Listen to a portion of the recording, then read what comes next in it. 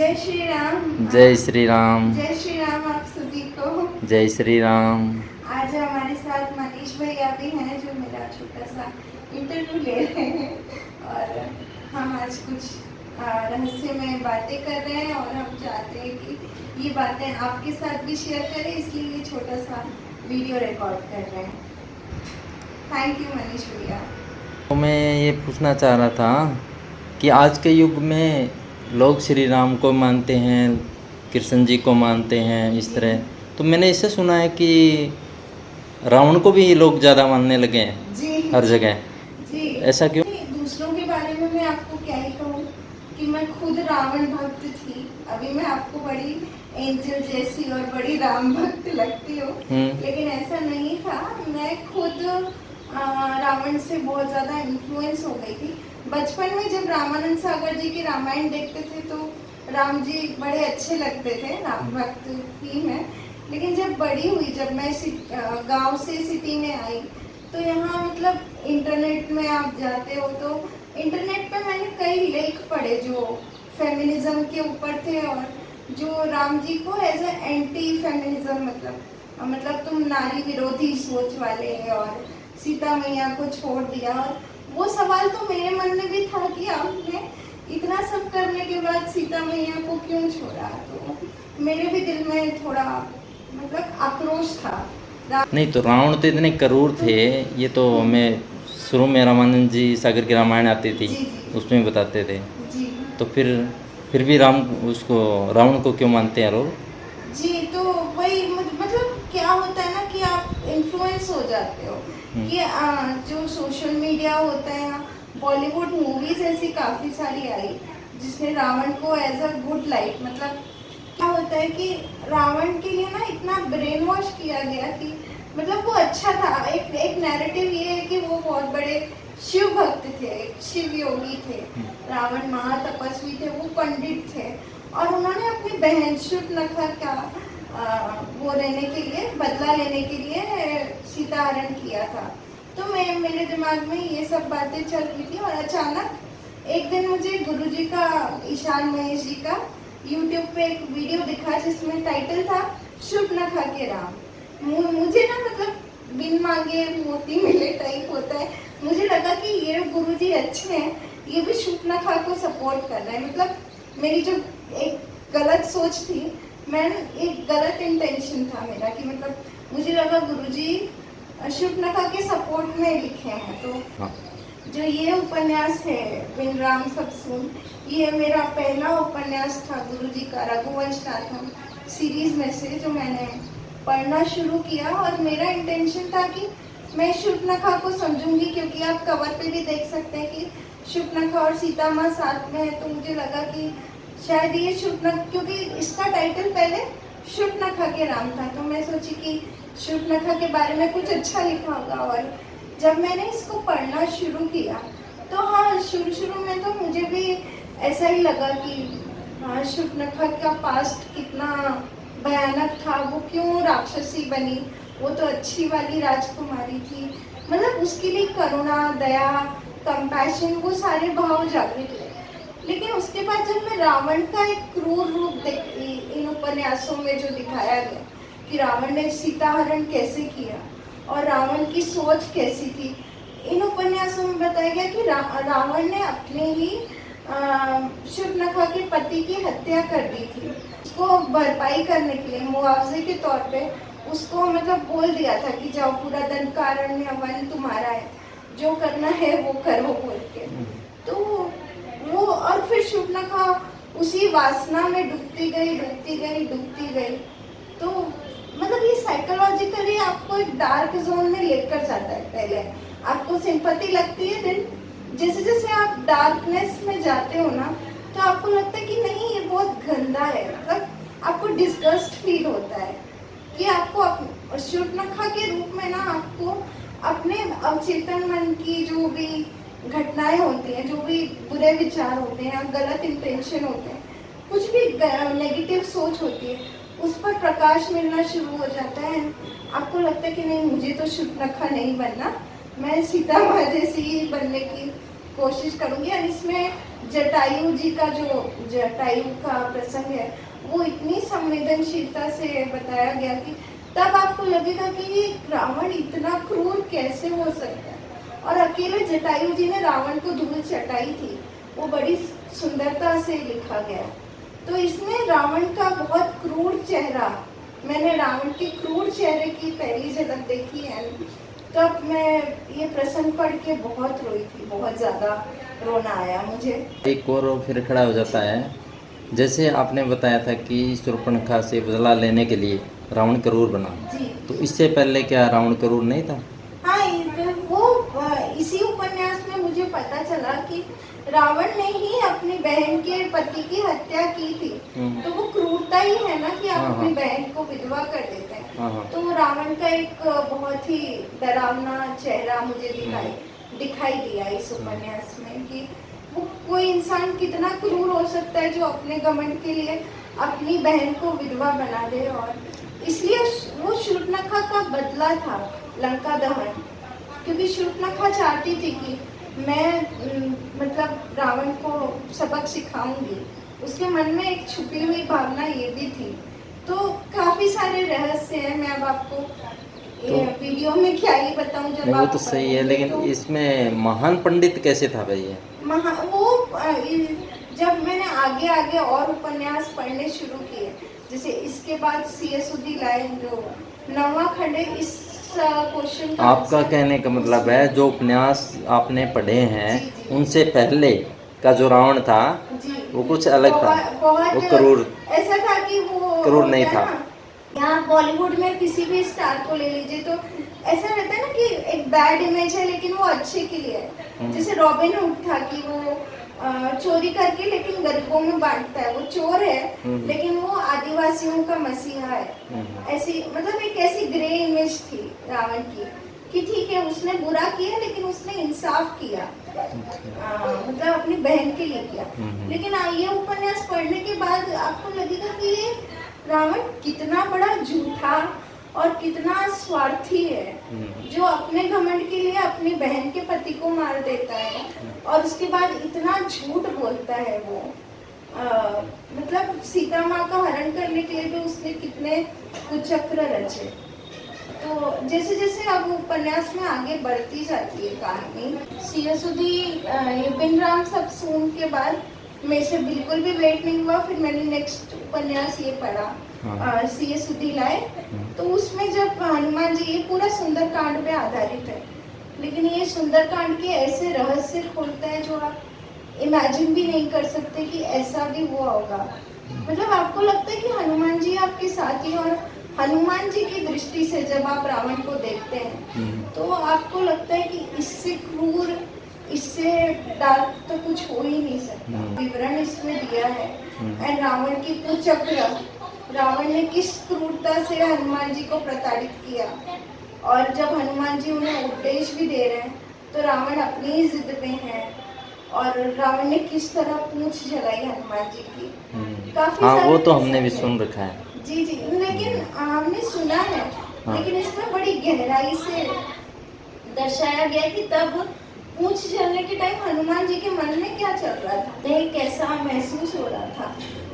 तो पूंछ जलने की कहानी तो हमने रामलीला में सुनी है, सीरियल में देखी है, मैंने भी देखी है, लेकिन इसमें आपको लगता है कि आप उसी रामायण के उसी काल में पहुंच गए। तो इसमें रावण का, जब C.S. उदिलाइन में रावण एक प्रसंग है जब रावण आते हैं अशोक वाटिका में और माँ सीता को प्रताड़ित करते हैं मानसिक रूप से, और उन्हें धमकी देते हैं कि अगर तुम मेरी नहीं हुई तो मैं तुम्हें काट कर तुम्हारे अंगों को खा जाऊंगा ब्रेकफास्ट में, ऐसा वो कहते हैं। और इससे मुझे एक प्रसंग और याद आता है कि नेटफ्लिक्स जो आजकल युवाओं के बीच काफी फेमस है, वहाँ का एक वेब सीरीज है दामेर बोल के, वो एक सीरियल किलर के ऊपर, ये सच्ची घटना है, ये इसी हमारे बीच में हुई एक सच्ची घटना है। अमेरिका में एक सीरियल किलर था, उसका नाम था दामेर। तो वो इतना क्रूर था कि वो लोगों को साथ किडनैप करके सेक्स करता था, मतलब उनका शोषण करता था, यौन शोषण, एंड देन उनका मांस खा जाता था। उनकी लाश को खा जाता था। सुन के मुझे बोलने में घृणा आ रही है, आपको सुनकर अजीब लगेगा, लेकिन जब पुलिस ने उसको पकड़ा एंड उसका इंटरव्यू लिया, मतलब उसका बयान लिया, उसको रत्ती भर भी कोई शर्म कोई हया कुछ नहीं थी। वो बड़ा, उसके लिए वो नॉर्मल था, उसके लिए वही जीने का तरीका है। उसका तो फिर उसके समान हो गया जैसे आपने तड़का के बारे में बताया था। जी जी जी, वही तो। ये जो मतलब राक्षसी प्रवृत्तियां होती है ना, वो मन पे कैसे कब्जा करती हैं, और राम नाम हमें कैसे शक्ति देता है, और हनुमान जी किस तरह आकर हमें मुसीबतों से उबारते हैं। क्योंकि सीता माँ जब एकदम होपलेस हो गई थी, तो हनुमान जी ने उन्हें आकर सांत्वना दी। तो ये उपन्यास में काफी सारे रहस्य हैं। रावण का इतना क्रूर चेहरा है। मैं मानती हूँ, मैं इस बात का सम्मान करती हूँ कि हाँ वो शिव भक्त है, हाँ वो शिव योगी है, वो बहुत महानतम पंडित है, वो बहुत ज्ञानी है। लेकिन ऐसे ज्ञान का क्या फायदा कि अगर आप किसी को इतनी प्रताड़ना दे रहे हो। सोचो, अभी दिवाली गई है, हम महालक्ष्मी की पूजा किए हैं, और जो महालक्ष्मी नारायण के साथ इतनी सुखी रहती है, उनके मन में ऐसा भाव प्रकट हुआ कि मैं फांसी लगाकर मर जाती हूँ, मुझे नहीं जीवित रहना। अगर हनुमान जी ना आते तो सीता माँ तो आत्महत्या कर लेती अपनी चोटी की फांसी बनाकर। तो वो कितना क्रूर है, ये बस क्रूरता है। तो अगर आप क्रूरता की तरफ अट्रैक्ट हो रहे हैं, मतलब अगर आपको अच्छी लग रही है, तो अवचेतन मन में कहीं ना कहीं आपके अंदर भी क्रूरता का बीज है। ये मैंने इस उपन्यास से सीखा कि कहीं ना कहीं आपके अंदर भी वो नेगेटिव बीज है, तभी वो आपको अट्रैक्ट कर रही है, वो डार्कनेस। क्योंकि हमेशा ऐसा होता है कि पॉजिटिविटी हमें उतनी अट्रैक्ट नहीं करती है, नेगेटिविटी बहुत जल्दी अपनी पकड़ जमा लेती है, अंधेरा बहुत जल्दी पकड़ जमा लेता है। तो ये उपन्यास पढ़ते पढ़ते ना मुझे लग रहा है कि मैं अपने मन के भीतर ही किसी अंतर यात्रा में हूँ। रावण मतलब किसी माइथोलॉजिकल कैरेक्टर की बात नहीं की गई है इस उपन्यास में। भीतर का रावण, जो आपके अवचेतन मन में जितने भी दोष होते हैं, तो वो किस प्रकार काम करते हैं, और किस प्रकार आपको जो परम तत्व है राम जी उनसे दूर करते हैं, विरह होता है। तो ये मैंने सियासुदी लाए से सीखा। ये सियासुदी लाए है, इसको पढ़ने के बाद में फिर आपका कुछ आगे का अनुभव? उस आगे का अनुभव ये था कि मैं बहुत विचलित थी। मतलब मैं गुरुजी को पीछे पढ़ रही थी। सियासुदी लाए मैंने 6-8 महीने पहले पढ़ा था, और तब से मैं ईशान जी के पीछे पड़ी थी कि अगला संस्करण कब आएगा, राम सिया का मिलन कब होगा। मतलब मुझसे तो नहीं, मतलब इतनी, मतलब वो कहते हैं ना वो विरह की ज्वाला। मुझे लगा कि जैसे मेरी अंतरात्मा सीता बन गई है, मेरी अंतरात्मा ही सीता है। और मतलब मैं क्या कहूँ, मैं बहुत रोई। एंड मेरे को बहुत वेट था कि सेतुपथ कब आए, और जब सेतुपथ आया, जब मुझे ये मिला, तो इसका पहले ही प्रसंग है जब हनुमान जी वापस आते हैं।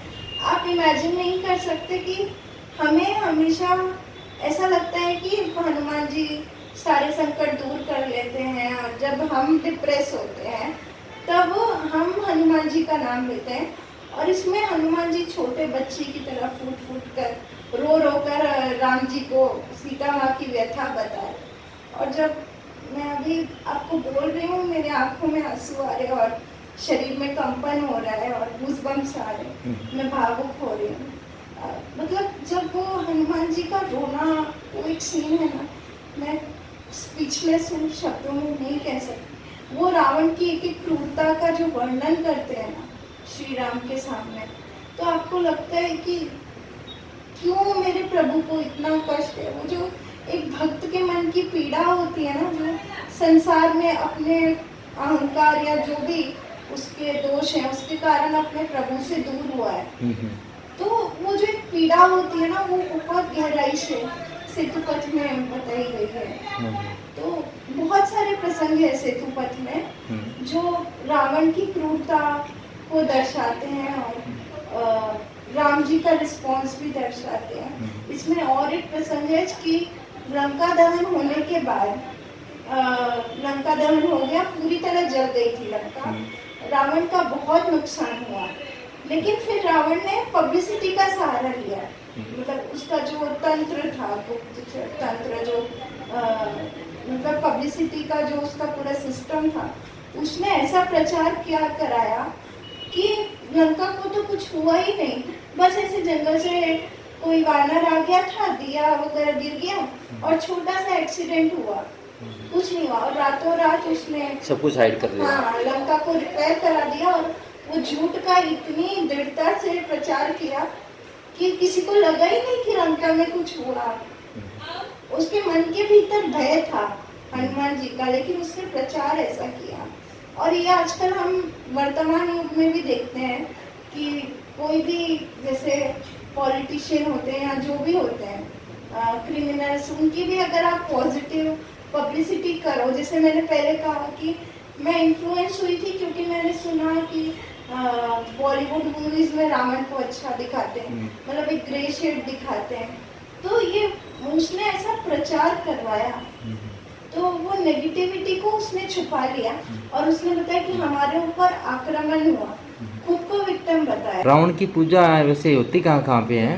मैंने सुना तो है ऐसे साउथ में होती है, कहाँ पे इंडिया में ही होती है कहाँ पे? हाँ, कुछ प्रदेशों में रावण की पूजा होती है। मंदसौर एक गांव है मध्य प्रदेश में, जहाँ होती है रावण की पूजा। तमिलनाडु में भी रावण की पूजा होती है। वही तो अज्ञान है ना, क्योंकि नॉर्मल जो जनमानस है उनको इतना ज्ञान नहीं है। मतलब हमने रावण की एक ऐसी छवि हमारे सामने दिखाई गई है, मतलब ज्ञान के अभाव में। जी, ज्ञान के अभाव में, क्योंकि रावण की ऐसी छवि बनाई गई है। जैसे इन उपन्यासों में लिखा हुआ है कि रावण का तंत्र इतना मजबूत था कि वो झूठ का इतना प्रचार करता था कि सच छुप जाता था, दब जाता था। तो आज भी वही प्रचार जारी है और ज्ञान के अभाव में रावण की पूजा भी होती है। रावण को लोग अपना हीरो भी मानते हैं। लेकिन अब आप मेरे को एक बात बताइए कि हम आध्यात्मिक दृष्टि से छोड़ भी देते हैं पूरी तरह के, कि राम भक्त था, राम जी विष्णु का अवतार है, लक्ष्मी का अवतार है, सारे आध्यात्मिक पहलू को आप छोड़ दीजिए। रावण को भी उसका जो भी तपस्या थी एक नॉर्मल कॉमन लाइफ की तरह सोचते हैं। आपको पता है कि जो वाल्मीकि रामायण का पहला श्लोक है, वाल्मीकि जी ने लिखा है, वो एक श्राप से ही शुरू होता है। कि उसकी कथा है कि वाल्मीकि जी स्नान करने गए थे, तो उन्होंने देखा कि एक क्रॉन्च पक्षी का जोड़ा स्नान कर रहा था झील में और मतलब आपस में रोमांस कर रहा था, और किसी शिकारी ने उन्हें मार के अलग कर दिया। तो वाल्मीकि जी ने उससे कहा कि तुमने ना मतलब एक प्रेमी जोड़े को अलग किया, जो जिसने तुम्हारा कुछ नहीं बिगाड़ा था, तो उसको अलग किया, तो इसके लिए तुम्हें ख्याति कभी नहीं मिलेगी, तुम पाप के भागी हो। ये रामायण के पहले श्लोक में है, वाल्मीकि जी ने कहा। तो अगर हम भी देखें, तो अगर एक नॉर्मल इंसान के रूप में भी देखें, राम जी ने रावण का डायरेक्टली कुछ नहीं बिगाड़ा था। शूर्पणखा खुद आई थी राम जी के पास, क्योंकि राम जी ने उससे बहुत प्यार से कहा। जब आप बिन राम सब सुन पढ़ेंगे, आप देखेंगे कि राम जी ने शूर्पणखा का कितना सम्मान किया, उसकी उस काम भावना का भी सम्मान किया, उसको बहुत समझाया, लेकिन शूर्पणखा नहीं मानी। तो अगर कोई नॉर्मल इंसान भी रहेगा, जैसे आप हैं भैया, आप अपनी वाइफ के साथ कहीं जा रहे हो और कोई लड़की आपके पीछे जबरदस्ती गले पड़े, तो मर्यादा है, स्त्री की मर्यादा, सम्मान सब करना चाहिए, लेकिन आपकी पत्नी के सामने कोई आपके गले पड़े तो एक मर्यादा वाला पुरुष क्या करेगा? वो अटैक ही करेगा, मतलब वो उसको दूर करने की कोशिश करेगा।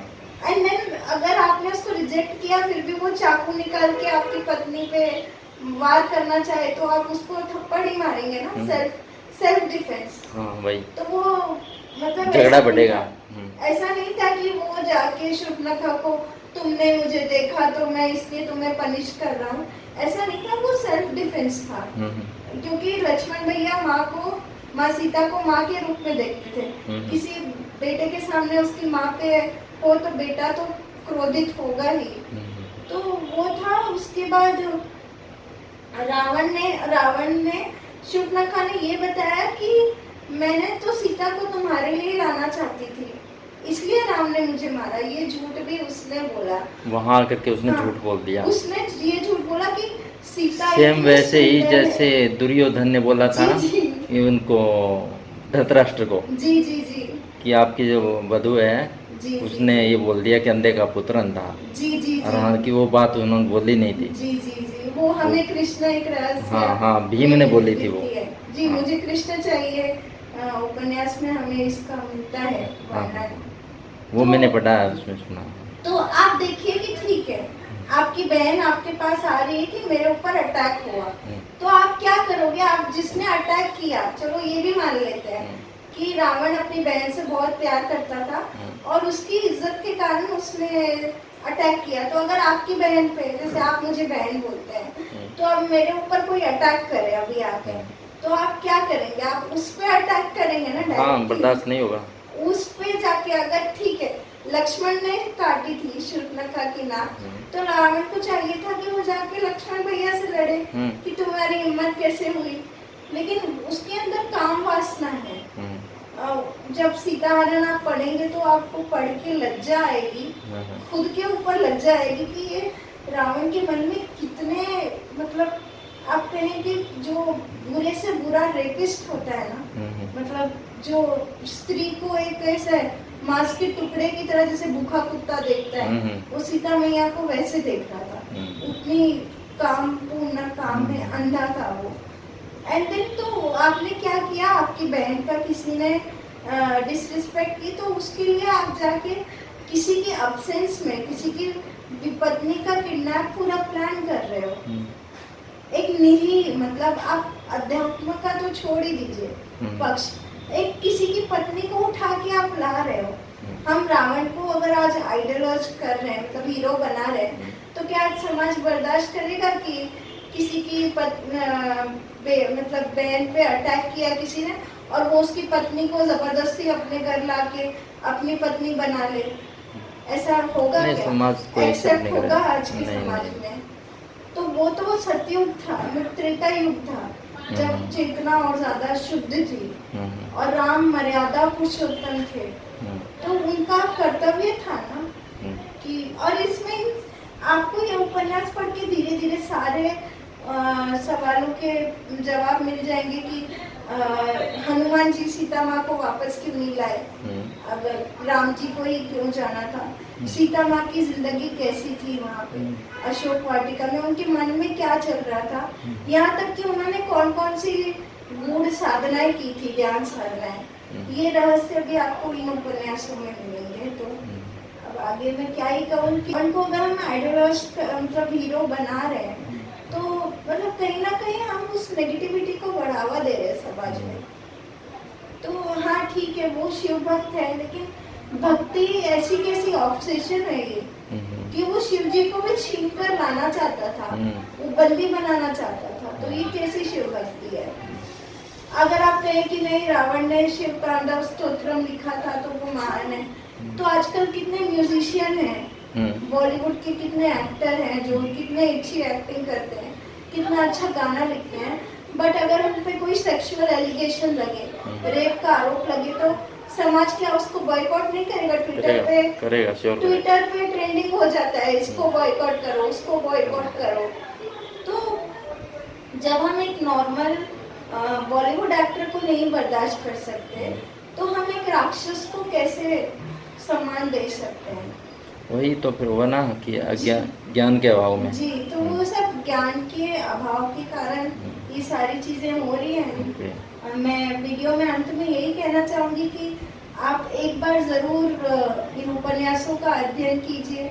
अगर आप नहीं कर पा रहे तो एटलीस्ट गुरुजी के रामचरितमानस की सीरीज को आप सुनिए, सुनकर भी आपको काफी आंसर मिलेंगे। हाँ, एक क्वेश्चन और है मेरा पर्सनली में, आप ये इतने सारे उपन्यास अध्ययन कर रही हैं, मैंने तो ऐसे ही सुना था, मैं समझा वीडियो पर देखती होगी उनसे बोलती होगी। आज फेस टू फेस मिला, जब मुझे पता चला, देखा आपके बैग में इतने उपन्यास रखे हैं। तो आप पढ़ते हैं तो थकावट नहीं होती?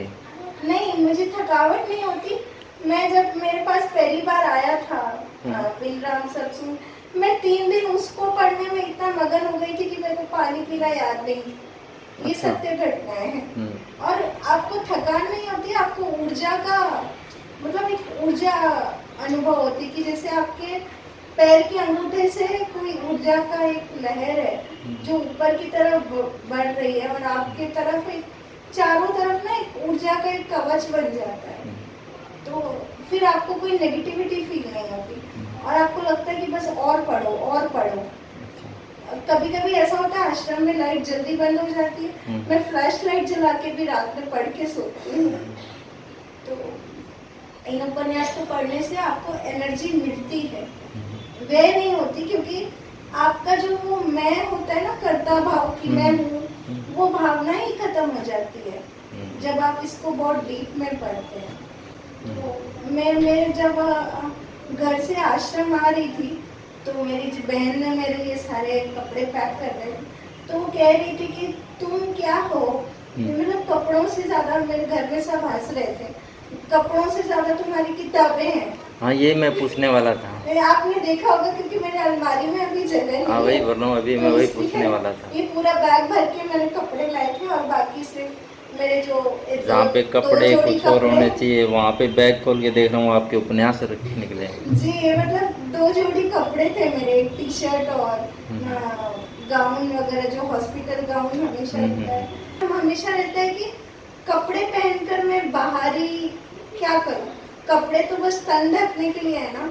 मैं कुछ ज्ञान लेकर अपने आत्मा परिवर्तन लाऊं, अपनी आत्मा को उद्धार करूं, मैं तो अपनी चेतना को परिवर्तित करूं, तो मेरा ध्यान ज्यादा उस पे रहता है। तो जगह नहीं होती। मेरे को ये भी डर था कि भगवान की कृपा से ये रूम थोड़ा बड़ा है, वरना आश्रमों में बहुत छोटे रूम होते हैं। मतलब हनुमान जी की कृपा है आप पे पूरी। जी हाँ, हनुमान जी की कृपा है। हाँ, अभी कुछ दिन पहले आप गिर गई थी, अब पता ही नहीं चल रहा है, मतलब आपके भावों से हाव भाव जी, मैं वैसे गिरी वैसे थी। ही है। हाँ जब आप पहली बार आए थे मैं हाँ गिरी हाँ। थी, मेरे पैर में काफी सूजन थी और काफी कमर में भी चोट लगी थी, दर्द था। और रिकवरी हो गई? उसके बाद मेरे पीरियड्स भी हुए तो काफी वीकनेस थी, लेकिन मैं तब भी ये उपन्यास पढ़ते पढ़ते ना, आपको तब दर्द फील नहीं होता है। हाँ हाँ। उस टाइम में एंड धीरे धीरे पूरी सूजन वगैरह भी सब कम हो गई एंड अब मैं ऊर्जा के साथ आपके साथ बात कर पा रही हूँ। हनुमान जी की कृपा है। वही बता रहा हूँ, पूरी कृपा है, इसलिए आप मुस्कुरा करके पूरा कर जी, रहे हैं। तो जब गुरु जी कहते हैं ना कि हनुमान जी ने लिखवाए उपन्यास, हाँ। तो आपको पढ़ने के बाद अनुभव होता है कि हनुमान जी आप धन्य हैं, आपने लिखे हैं। तो मैं एक भी पल वेस्ट नहीं करती हूँ, सारा दिन बार बार शायद ये हनुमान जी की कृपा है, मुझे फिर से बुलाया है। जी, मैं बार पिछली बार बार भी आपको आने का बहुत धन्यवाद। क्या है, नहीं, आप आए और आप ये वीडियो रिकॉर्ड करने में मेरी हेल्प कर रहे हैं और गुरु जी का आशीर्वाद है। जी, थैंक यू सो मच। आज की वार्ता बहुत अच्छी रही। जय और श्री मैं राम। आपको ये भी बताऊं कि हाँ, बताइए। जैसे इन उपन्यास में एक और तीसरा खंड जो है भरत की साधना, उसमें गुरुजी ने कहा है कि अपने मन को भरत की तरह बनाइए। अच्छा। भरत जी का प्रसंग हम पढ़ के आगे बढ़ जाते हैं ना, लेकिन गुरुजी ने कहा कि मन को भरत जैसा बनाइए कि राम के लिए वो तड़प होनी चाहिए।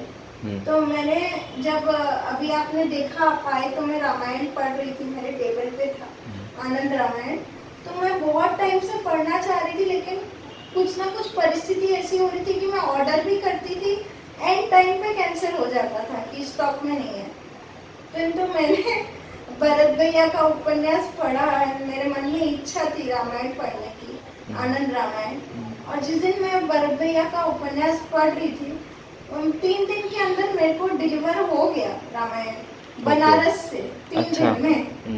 वो हाँ, ये बड़ा अच्छा है ना। चमत्कार था। अच्छा। जी, वो बड़ा चमत्कार था मेरे लिए कि मतलब मैंने राम जी को सच में भरत भैया के भाव से बुलाया और राम जी सच में आ गए। हनुमान जी आपके साथ में है तो फिर सब कुछ अपने आप ही आ जाएगा। जी, वो कृपा है हनुमान जी। कृपा है, गुरु कृपा है। हाँ। वरना मैं खुद को बहुत सौभाग्यशाली समझती हूँ कि मतलब गुरु जी की इतनी कृपा रही मुझ पे, कुछ इस जन्म के पुण्य होंगे कि उन्होंने मुझे ये उपन्यास पढ़ने का सौभाग्य मिला। और इससे ना आपको अवचेतन मन के बारे में बहुत बातें पता चलती हैं। तो उपन्यासों की खासियत वो है कि लिखने की जो शैली होती है ना, वो शैली बहुत अद्भुत है। जो इन उपन्यासों में लिखने की शैली है ना, वो शैली बड़ी अलौकिक लगती है आपको। मतलब मन में सवाल आता है कि लेखक ने ये लिखा कैसे।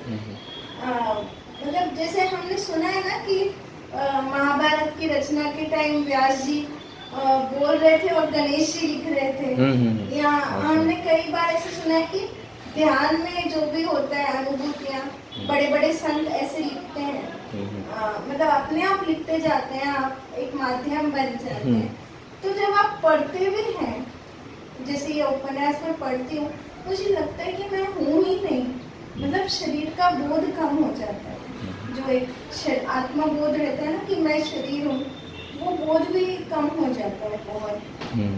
थी फिर ऑटो से गई, पूरी चौपाटी में गई, वहाँ जुहू चौपाटी में समुद्र था और मतलब कितने टेस्टी थे, उसका टेक्सचर क्या था, टेस्ट क्या था।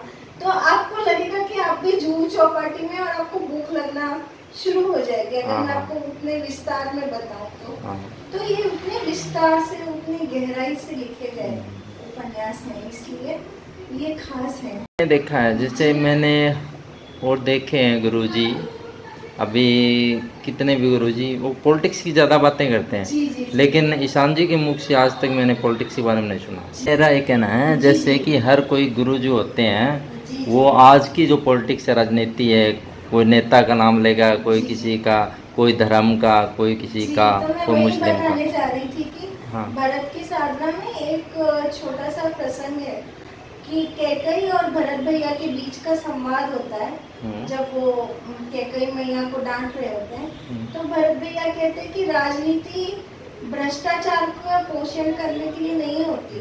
राजनीति उस सुंदर नीति का नाम है जिसका प्रयोग राजा महाराजा अपनी प्रजा के पालन पोषण और भलाई के लिए करते हैं।